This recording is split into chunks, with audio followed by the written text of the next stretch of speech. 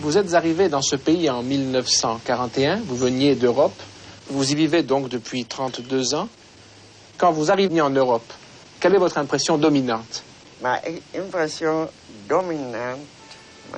impression dominante, well, see, this is not a nation state. America is not a nation state. Mon impression dominante, c'est que l'Amérique n'est pas un État-nation. Et les Européens ont beaucoup de mal à comprendre ce simple fait qu'ils devraient pourtant théoriquement connaître.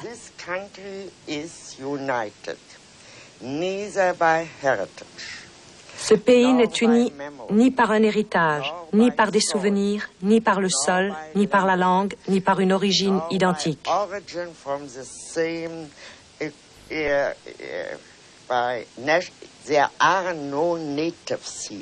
Il n'y a pas d'Américains authentiques ici, les Indiens mis à part.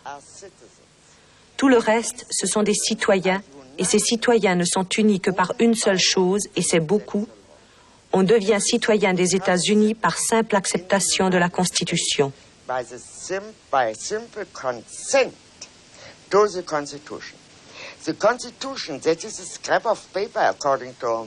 La Constitution, du point de vue français ou allemand, n'est qu'un morceau de papier. On peut la modifier. Mais ici, c'est un document sacré. C'est le souvenir constant d'un acte unique et sacré. L'acte de fondation des États-Unis.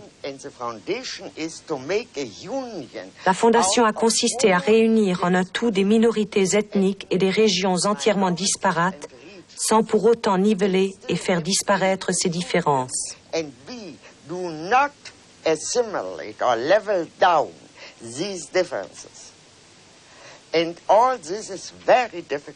Tout cela est très difficile à comprendre pour un étranger.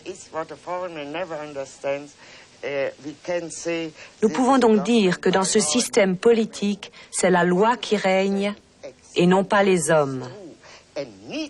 Jusqu'à quel point ceci est vrai et a besoin d'être vrai pour le bien du pays, j'ai failli dire de la nation, pour le bien de l'ensemble des États-Unis d'Amérique, pour la République, à vrai dire. Notre siècle me semble dominé par une persistance de modes de pensée fondés sur le déterminisme historique. Yes, and I think this has very good reasons. This belief in this historical necessity. Il y a de très bonnes raisons à cette croyance en la nécessité historique.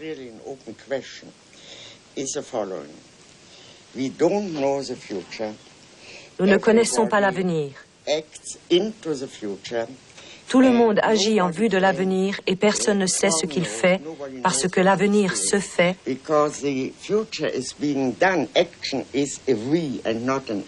L'action est faite par nous et non pas par moi.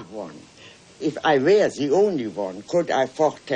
n'est que lorsque j'agis seule, si j'étais la seule, que je pourrais prédire ce qui va se passer à la suite de mes actes.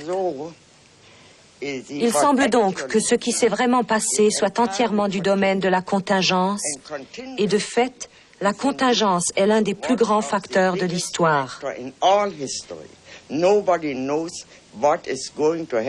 Personne ne sait ce qui va arriver simplement parce qu'il y a tant de choses qui dépendent d'une énorme quantité de facteurs variables, c'est-à-dire du hasard.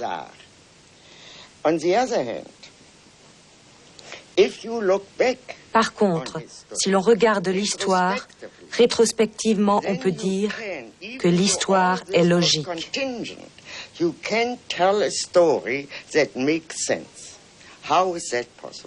Comment cela a-t-il été possible? C'est le véritable problème de toute philosophie de l'histoire.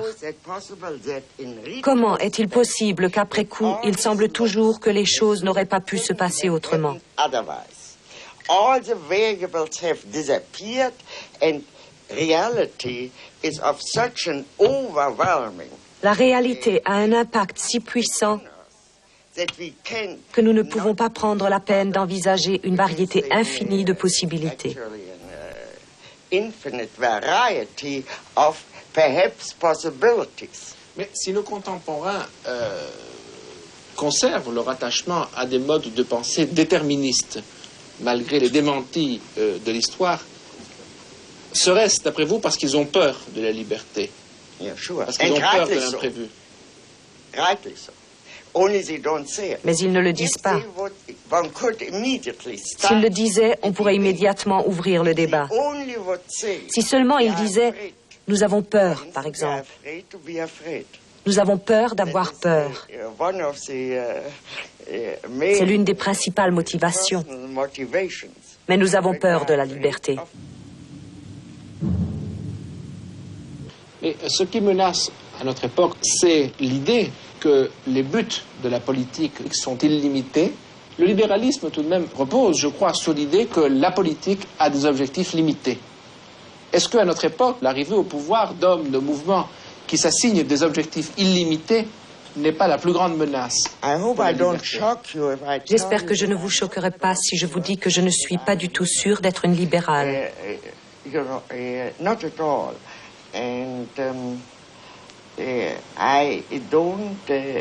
n'ai vraiment aucun credo en la matière. in this sense.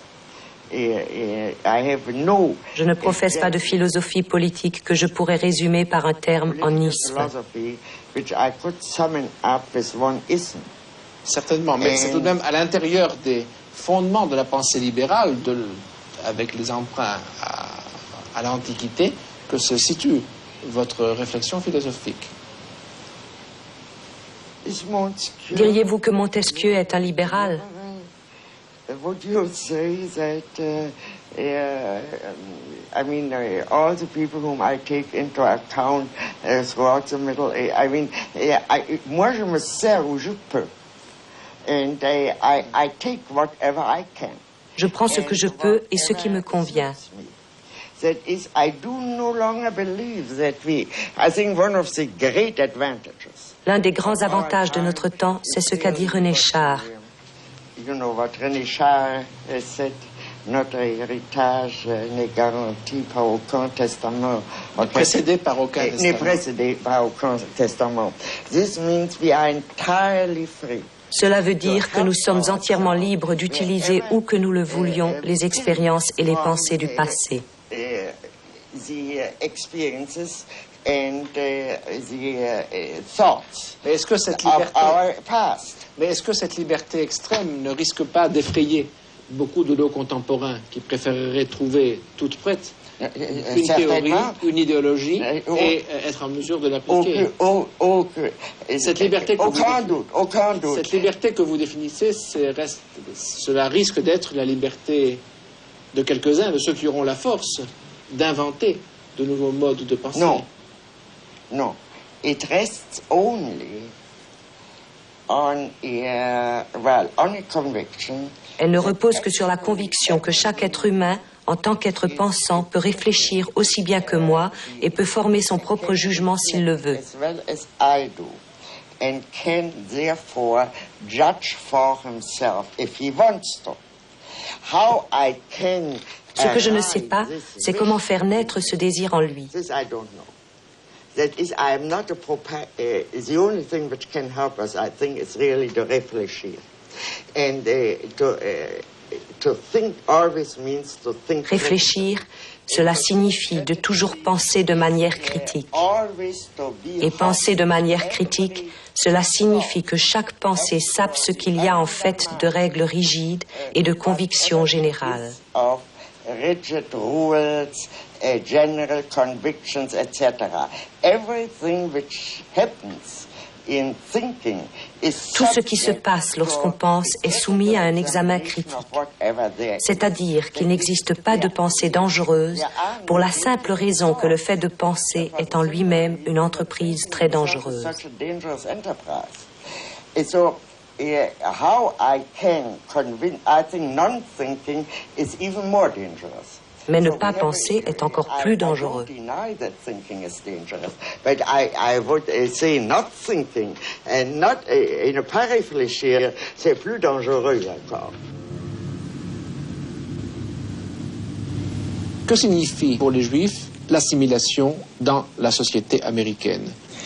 Well, in the sense in which we spoke of assimilated Jewry. Il n'y a pas d'assimilation à une culture. To the surrounding culture doesn't exist. Would you kindly tell me to Voulez-vous what? avoir l'obligeance de me dire à quoi les Juifs devraient s'assimiler ici?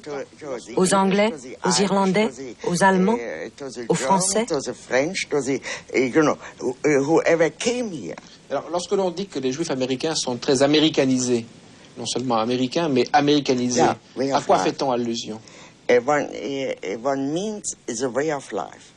And all these Jews are very good. Tous ces Juifs Americans. sont d'excellents citoyens américains. That is it signifies their public life, not their private life. Leur Not vie privée et leur vie sociale sont aujourd'hui plus juives qu'elles ne l'ont jamais été. Is of course today more Jewish than it ever was before. The younger generation in Ainsi, un grand nombre de jeunes apprennent l'hébreu, même si leurs parents l'ont oublié depuis longtemps. don't know any Hebrew any longer, etc. But the main thing is really. Mais l'essentiel, c'est Israël. Est-on pour ou contre Israël? Prenez par exemple les Juifs allemands de ma propre génération qui ont émigré aux États-Unis. En très peu de temps, ils sont devenus des Juifs très nationalistes, beaucoup plus nationalistes que je ne l'ai jamais été, en dépit du fait que j'étais, moi, sioniste et qu'ils ne l'étaient pas. Je n'ai jamais dit « je suis allemande », j'ai toujours dit « je suis juive ». Mais maintenant, à quoi s'assimilent-ils? À la communauté juive. Puisqu'ils étaient habitués à l'assimilation, ils se sont assimilés à la communauté juive d'Amérique. Avec la ferveur de nouveaux convertis, ils sont devenus ultranationalistes et pro-israéliens. À travers l'histoire, ce qui a assuré la survie du peuple juif, cela a été essentiellement un lien de nature religieuse. Nous sommes à une époque où l'ensemble des religions connaissent une crise et où le lien religieux tend à s'affaiblir.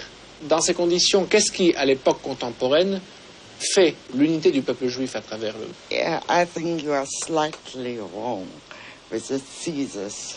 Je crois qu'ici, vous vous trompez légèrement. Lorsque vous dites religion, vous pensez évidemment à la religion chrétienne qui est un credo, une croyance, une foi. Which is a creed and a faith. This is not at all true for the Jewish religion. Cela n'est absolument pas le cas pour la religion juive. C'est une religion nationale dans laquelle religion et nation coïncident. You know that Jews, for instance, Vous savez que les Juifs, par exemple, ne reconnaissent pas le baptême des Juifs convertis au christianisme. Tout se passe comme si cet acte n'existait pas. is a Jew never sees D'après la loi juive, un Juif reste toujours juif. so long as somebody is born by a Jewish mother. La recherche de la paternité est interdite. He is a Jew. Une personne née de mère juive est juive.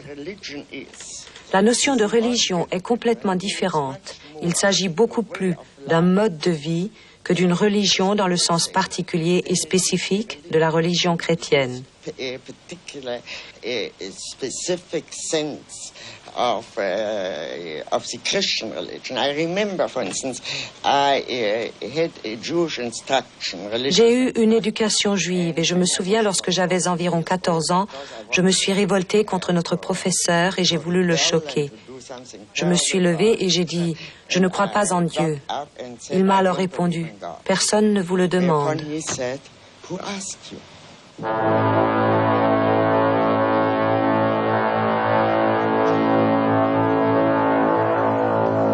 Votre premier livre, publié en 1951, a pour titre « Les origines du totalitarisme ».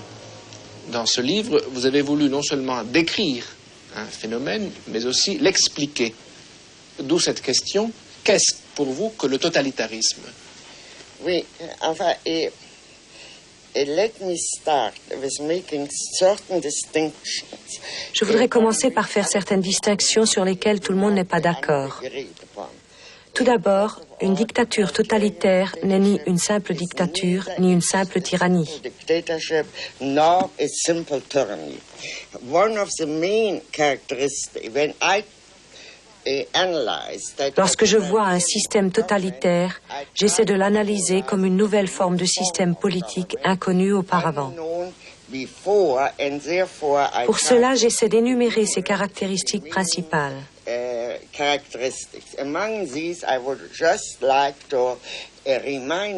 Parmi celles-ci, je voudrais vous en rappeler une qui est entièrement absente actuellement de toutes les tyrannies.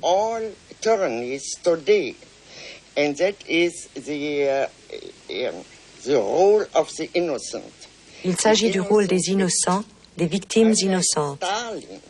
Sous Staline, il n'était pas nécessaire de faire quoi que ce soit pour être déporté ou pour être exécuté.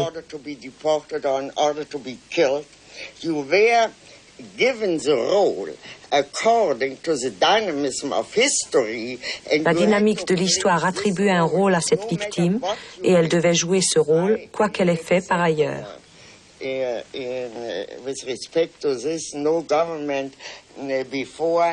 Auparavant, aucun gouvernement n'a tué des gens pour avoir dit oui. Généralement, un gouvernement ou un tyran tuait les gens parce qu'ils disaient non.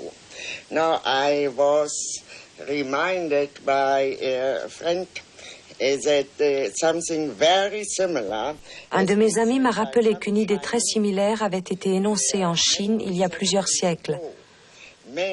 Les hommes qui ont l'impertinence d'approuver ne valent pas mieux que ceux qui désobéissent et s'opposent.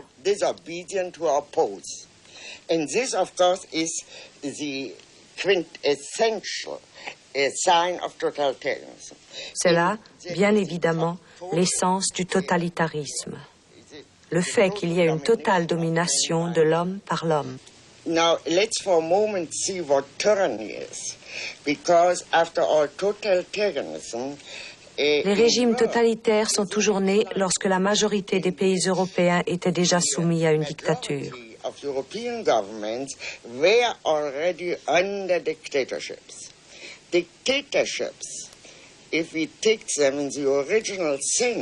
La dictature, dans le sens original du concept et du mot, n'est pas une tyrannie. C'est une suspension temporaire des lois en cas d'urgence, généralement pendant une guerre ou une guerre civile.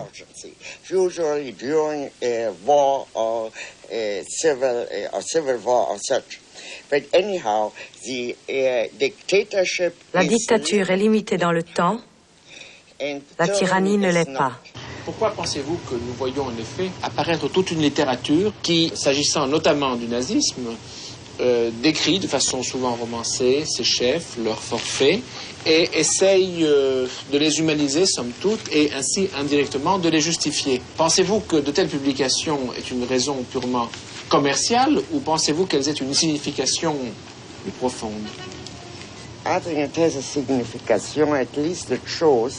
Je pense qu'elles ont une signification.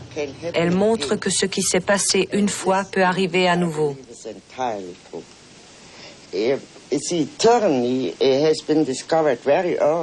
La tyrannie est connue depuis très longtemps.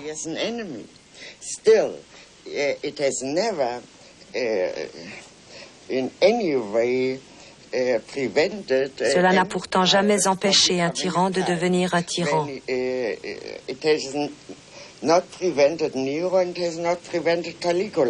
Cela n'a empêché ni Néron ni Caligula.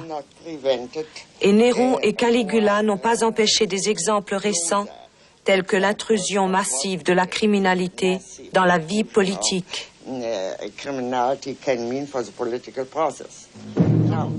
pensez-vous que réellement sur le territoire